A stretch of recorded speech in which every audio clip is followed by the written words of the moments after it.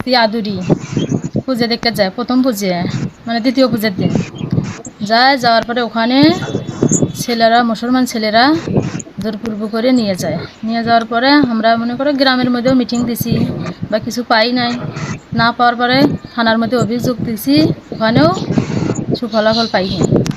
আমার ভাস্তি আদুরি পুজো দেখতে যায়, প্রথম পুজো মানে দ্বিতীয় পূজার দিন যাওয়ার পরে ওখানে ছেলেরা, মুসলমান ছেলেরা জোরপূর্বক করে নিয়ে যায়। নিয়ে যাওয়ার পরে আমরা মনে করো গ্রামের মধ্যেও মিটিং দিছি বা কিছু পাই নাই, না পাওয়ার পরে থানার মধ্যে অভিযোগ দিছি, ওখানেও সুফলাফল পাইনি।